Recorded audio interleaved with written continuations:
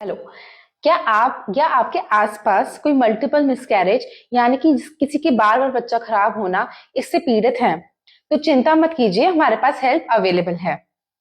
तो what is recurrent pregnancy loss, आइए हम जानते हैं। बार बार मिसकैरेज क्यों होता है, इसकी डेफिनेशन क्या exactly? Recurrent pregnancy loss is a loss before 20 weeks of gestation, यानी कि 20 हफ्ते से कम एक या एक से अधिक कंसेक्यूटिव प्रेगनेंसी लॉस होता है, तो हम इसको आरपीएल बोलते हैं। अब ये होता क्यों है, इसके कई सारे फैक्टर्स होते हैं। फर्स्ट और फॉरमोस्ट जो सबसे इंपॉर्टेंट फैक्टर होता है वो जेनेटिक या क्रोमोसोमल फैक्टर होता है। कोई भी आइदर पार्टनर का कोई क्रोमोसोमल एबनॉर्मलिटी की वजह से हो सकता है। सेकेंड जो होता है वो यूट्राइन फैक्टर्स हो सकते हैं कि बच्चेदानी के अंदर या तो कोई फाइब्रॉइड हो या फिर कोई सेप्टम हो या अडहेशंस हो, उसकी वजह से हो सकता है। थर्ड है ऑटोइम्यून डिसऑर्डर्स लाइक एप्ला, जिसे हम बोलते हैं एंटी फॉस्फोलिपिड एंटीबॉडी सिंड्रोम। इसमें बार बार बच्चे खराब होने का डर रहता है। Fourth is because of blood clotting disorders हो सकते हैं उसकी वजह से। And lastly lifestyle factors, excessive caffeine intake या स्मोकिंग, अल्कोहल, बहुत सेडेंटरी लाइफस्टाइल या ओबेसिटी की वजह से हो सकता है ये।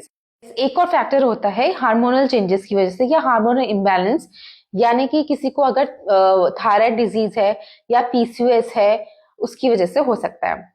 तो अब इसमें हम क्या क्या कर सकते हैं? फर्स्ट एंड फॉरमोस्ट तो आप एक गायनेक को जाके कंसल्ट कीजिए, अपनी प्रॉब्लम्स बताइए, किस टाइम पे, कितने हफ्ते पे मिसकैरेज हुआ है, कितनी बार मिसकैरेज हुआ है, कितने साल पहले, कितने महीने पहले, ये सारी हिस्ट्री दीजिए।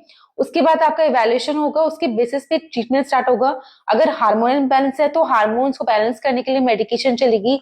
अगर यूट्रस में कोई फाइब्रॉइड है या सेप्टम है तो बच्चेदानी में से ये गांठ जो है वो हटाई जाएगी।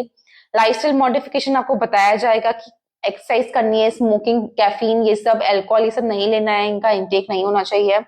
बाकी और जितने भी फैक्टर्स हैं उन सबको ट्रीट करने की कोशिश होगी।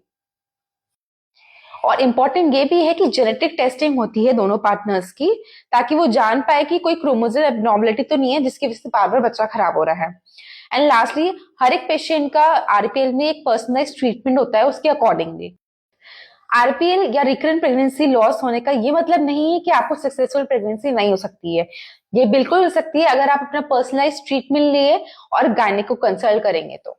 Thank you.